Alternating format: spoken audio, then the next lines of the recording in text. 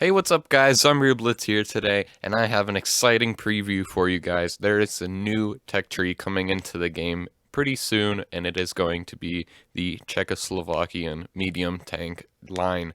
Now, it is already in World of Tanks PC, and I have it pulled up right here on tanks.gg, which is basically like Blitz Stars or whatever. It's a really good website, but I don't really play PC World of Tanks as much, so it's not super important. But anyways, my best guess is this tech tree is going to either start at tier 4 or tier 5, but that's kind of just a whim. But anyways, I'm going to go through the stats of this tank on PC and just kind of give a general idea of what it's going to be like in World of Tanks Blitz, and I'll go over how I think its play style is going to be and just general stuff like that. So let's get right into it. Now here we have the stats of the TVP T50/51, the tier 10 Czechoslovakian medium tank. Now, just keep in mind that this is the stats on PC, and the PC game is very different from Blitz, so the stats are almost definitely going to be a good bit different. But anyways, right off the bat, you're going to notice the DPM on this vehicle is pretty poor, at least compared to the mediums in World of Tanks at 2,697, but keep in mind that this tank is actually going to have an autoloader as long as it's the same as in PC. Now, it has 4 shells in the clip with 320 damage, and something I'm pretty sure that in Blitz it's probably going to be either 310 damage with 3 shells in the clip, or maybe 350 damage like the K91 with three shells in the clip.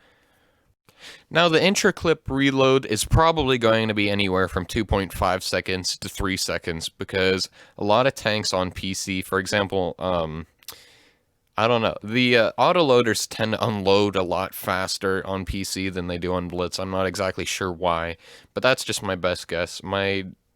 Really, like, what I'm going with is 2.5 seconds, the same as the T57 heavy, but once again, this is all just speculation for now. So you're also going to notice the 100mm caliber. Now this is the same as the tier 10 Russian mediums, and there's a whole bunch of tanks that have a 105mm L7 gun, like the trying to think of an example, like the Leopard or the FV4202. Yeah, that's it. And they have 350 alpha, but the Russian tanks have 310. So I'm probably leaning towards maybe 320 like the Emil in our game has, or just 310 in general. But that does mean if it only has 3 shells, it's only going to do about 930 damage, somewhere around that.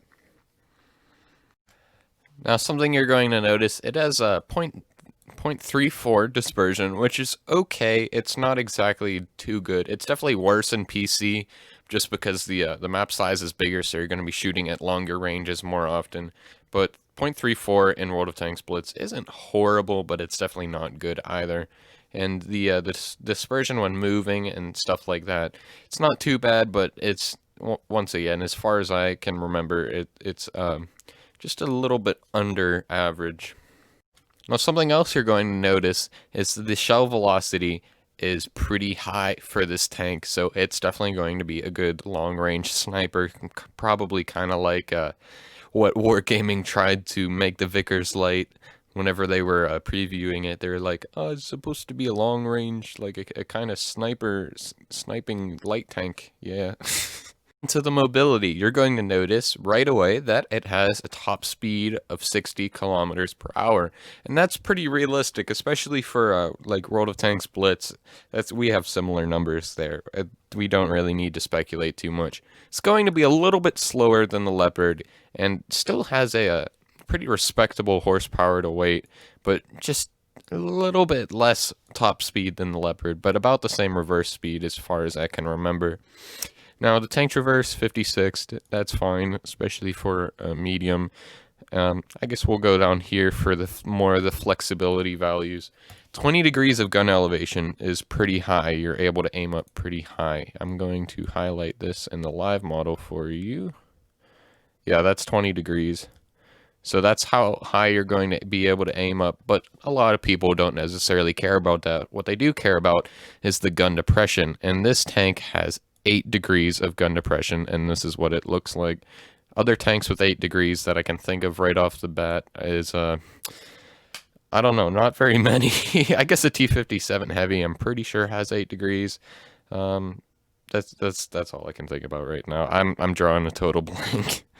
But anyways, 8 degrees is still enough to work a ridgeline, but definitely not going to be as flexible as like 10 or 12 degrees of gun depression even, that some other tanks have.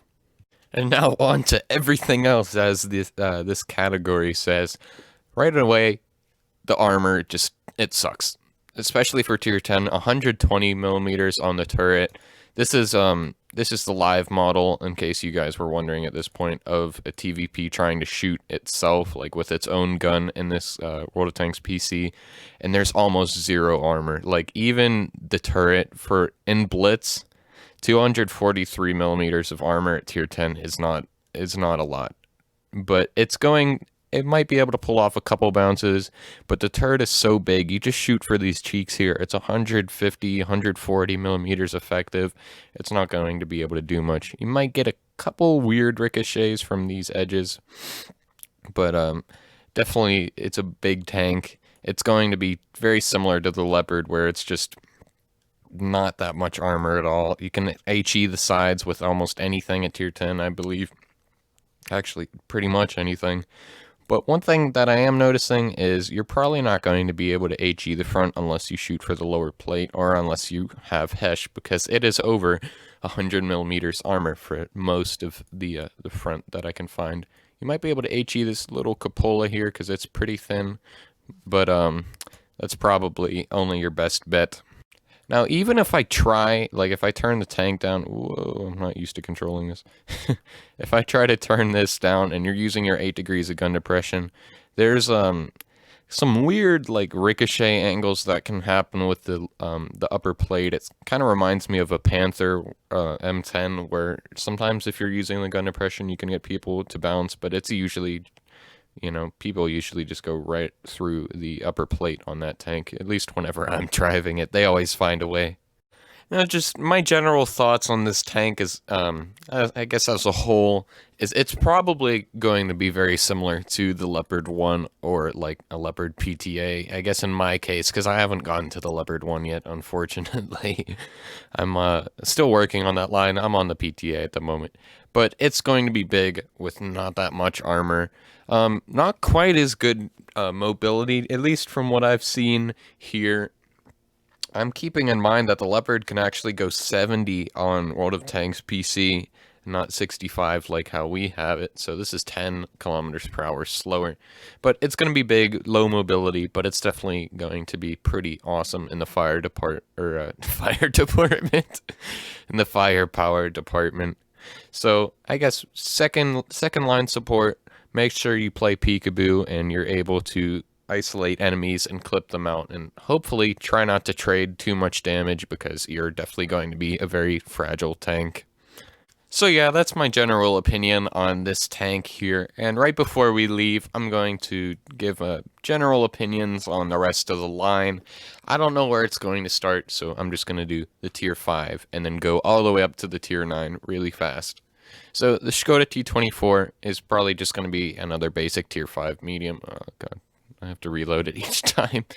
The tier 6, the Skoda T25, there is a T25 in-game already, like I think I said earlier, in the German tech tree, but it's probably just going to have maybe a little bit more health, possibly a little bit more armor, just to be more competitive at tier 6, and probably just a little bit of a better gun, but basically just bumping the T25 up to tier 6. Now, on to the tier 7. The T34-100 actually sounds pretty interesting. It's probably just going to be more like a T34-85 Rudy, but with a little bit more alpha and probably less DPM. Or, I guess, it's probably going to be very similar to a T43, actually, now that I'm thinking about it. I don't know why I wasn't really thinking of stuff in the tech tree, was I? But anyways, it's probably going to be more like a T43, but you can put a 100 on it. I think the T43 only mounts an 85. I don't remember. But you get the point.